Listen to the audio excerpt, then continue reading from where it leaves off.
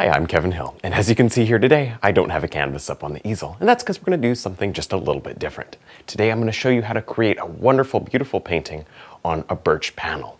This birch panel actually comes in my oil paint set. I have this set available on the website, and you can buy it. It has all the colors that I ever use really in all my paintings. It really works out well to really create either your first painting or to jump into this style of painting for the very first time. Now I'm going to open up the set, lay out my palette, and then I'll show you how to use this birch panel to create a wonderful painting. Let's get started. Well, as you can see here, I've got all the colors laid out. These are all the 8 colors that I use, plus the clear gel that I like to use in the sky area. So very important you have that. Then here's the packaging. This board actually slides out. It goes this way. It slides out of this box. Then you got your paint in the board. You take your paint out, and this is actually a lot of people don't know this. This is what you paint on right here. This is a piece of birch, and the top has been gessoed. The sides are left raw, and that's really cool because I love that on the wall. I like to paint just on the gessoed part, leaving the wood area exposed, because when you put it on the wall, it kind of gives it a nice effect. It's really, really cool with a lot of landscape paintings. Even seascapes work well with this board. So, and it also saves you on a frame, and we like saving money. So, and it's also small, so it really doesn't take but just a few drops of paint to cover this whole surface. Also saves you money. Okay, let me go ahead and put this board up on our easel, and we'll get started painting. Now I quickly just squirted out our paint. Look how little we're going to use, and this is more than enough to do this entire painting, so it's really great for just using little bits of paint. Okay, so as you can see here, I've got this big structure made out of wood. This is just something I've had laying around. It's just for this easel, because this easel actually leans forward, and we custom built this out of hardwood and then stained it really dark. It was actually a fun project, but anyway, so I had to build this little extra piece out of wood to accommodate other smaller size paintings, because we made this especially for 18 by 24 inch, because that's about all I film with. And I didn't want to do it on a different easel, but you can do it on those easels that rest back, most tabletop easels, and you wouldn't have any trouble at all. Okay, so this is just for me because my easel hangs forward. So I'm going to start off with my little 3/4 brush. I'm going to take some of our clear gel, which I have down here, and some white. I'm going to make a little bit of a more simple painting. We'll see how that goes. Watch me make it extremely complicated after I say we're going to do it simple. Oh well, it's a lot of fun. So anyways, just throw this clear gel and white mix over what I think is going to be the sky area. We're going to do a little waterfall. I don't want much sky. Okay, you'll notice that this is very slippery, and that's good. It's not as slippery though as like a linseed oil. A couple days ago I was talking to a man who was using linseed oil to prime his background, and it was causing him a lot of problems, so that can be a big issue. Make sure that you use the clear gel. It makes all the difference. It's a little bit sticky. You'll know what I mean when you start painting. All right, let's get this thing sketched out here. I'm going to grab a little detail round and some brown and some red, because we're going to do some autumn time feeling colors, which should be really cool. A little black. Let's sketch here. So I'm going to take a little bit of time to drop in. There's a, yes. There's a boulder, and we're going to, because this is small, I'm going to use the detail around quite a bit. It's one of my favorite brushes anyways. It's a nice brush. Glad we kind of started using it. Okay, we'll do some more background stuff. I'm just trying to get this sorted out. Good stuff. Now I'm going to take my little 3/4 brush and load it. A little blue, a little white, mostly white. It's actually a little too much blue. Okay, there. And I'm going to tint our background with a beautiful soft color. There. I'm just going to let this fade around and blend. Now as you can see here over the blue, I've worked a lot of yellow, red, orange, a lot of beautiful colors here with the detail round. And I'm just kind of muddling them together, which is really cool. Really cool. Gives us a beautiful effect for a background. Some areas are smaller, some are larger. So see how you do that? Create these little pockets. Cool. Creates a nice little background. Sets us up for some success later. And don't worry about it mixing. If it mixes a little, who cares? There, and I'm letting just a touch of some of our background colors show through. Okay, let's do some trees. So I'm going to take our umber here, and some blue, and some white, and some black. There. Let's do some trees. See how you just do them with this brush? You can do them with a little liner brush, but There. I like the detail round. Yeah, you know what would be really cool? I'm thinking about an idea here. You guys might enjoy, just think about this, if this is maybe a gift set, you could buy this as a gift set for somebody. Just think, get this set, they've got all the colors that I use, maybe get them, maybe your grandkids or your kids, you want to get into oil painting or art, just maybe have them try something new. This little paint set, maybe one of our DVDs, $14.95, you're ready to go there with the instructions, and then maybe a small thing of baby, go to the grocery store, buy a small thing of baby oil, because that's safe and it's easy to clean with, and it's good stuff. I like that better than paint thinner quite a bit. I don't use paint thinner anymore. There.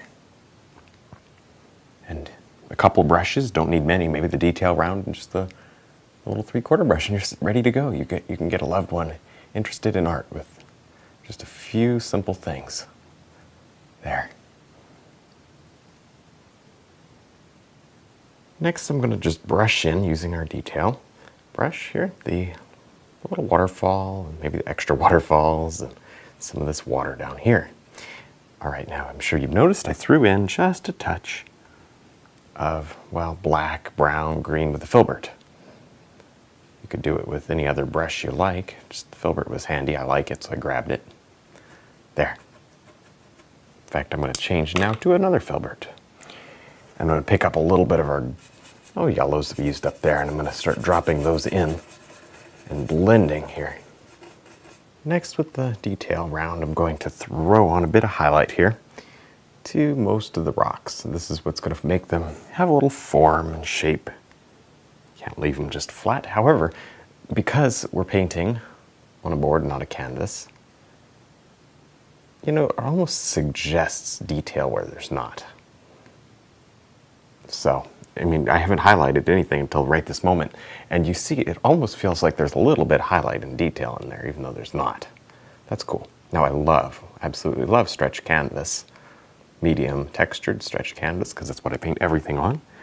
But, for a change, this is really cool. Love doing this. So don't pin yourself into a tiny little box. Have fun and do things. Just because I don't do it all the time doesn't mean you can't. So I try to make that as clear as possible, that you guys really should get out and start trying things.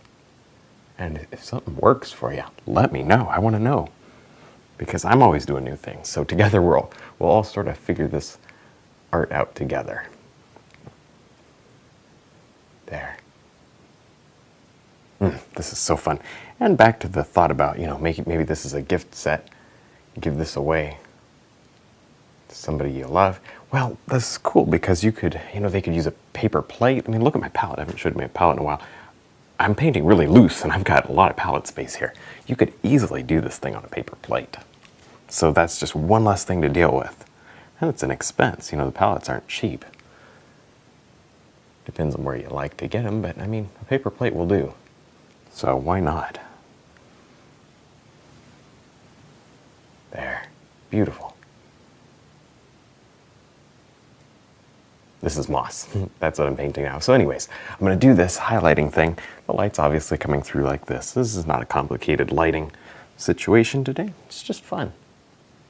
I'm going to continue working on this, using the detail round and maybe the filbert every once in a while. And then I'll come back when I've got something to show you. Next, I'm going to tap a little fan brush right through a soft, beautiful green color here. And also, you see, I quickly abandoned the highlights and then started working on some shadows. The only reason is just because I really felt like I was just warming up the painting even more, and it's so warm, so I wanted to cool it down. So, same idea, I just did it on the reverse side with a blue-gray color. Okay, right over here. I'm going to just start tapping and rubbing in a bit of, some grass, some bushes, whatever. Doesn't matter. There, be loose with your color, of course. Otherwise, it just doesn't look as good. And it's not nearly as fun. Who wants a tight painting? There, this is good for moss. Let that moss grow on the trees. This is a huge brush when you get to a smaller canvas or smaller board, but that's okay. There, you could do this with a filbert, just the fan was handy. There. There we go. Okay, so I'm working forward, and then I guess probably the reason I wanted this fan was because I wanted to make some larger grass strokes, which you do just by pushing up. Or you can also push down. Just depends on what you see. You can, let me show you. You can also do this. This is what I would do on a stretched canvas. You can do them both ways when you're working on a panel. Now, as you can see, I took just a couple seconds to block in a couple of very dark trees. And now I'm going to go in with just a bit of red here on the detail round. And I'm not really going to worry about tinting my red because watch, it's going to get naturally tinted as we put it on the canvas. How cool is that?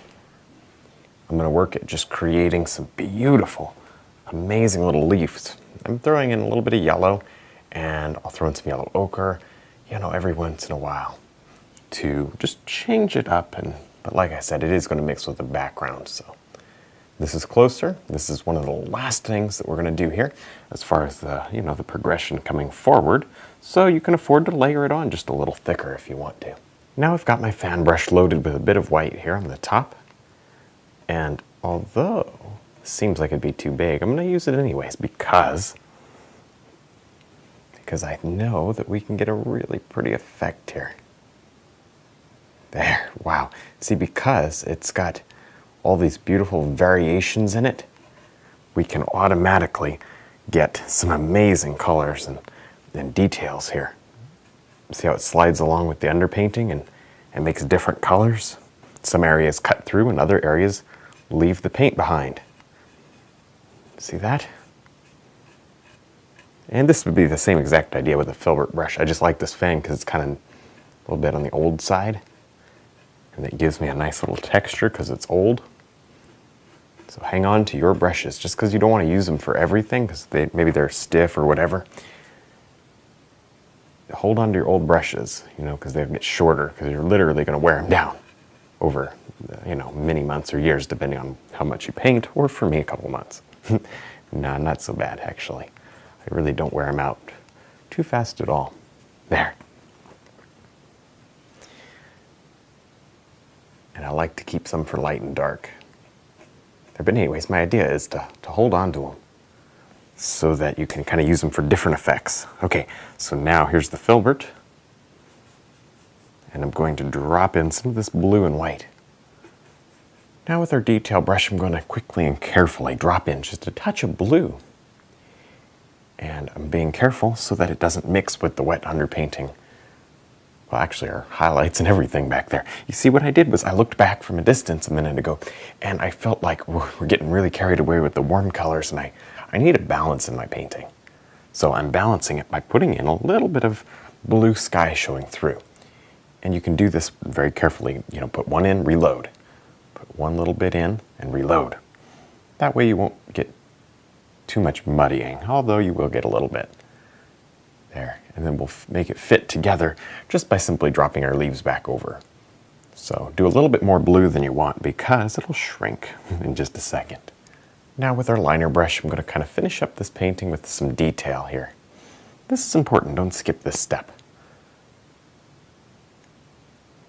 All right, I got just a little bit of thin oil in here, which makes my paint slide.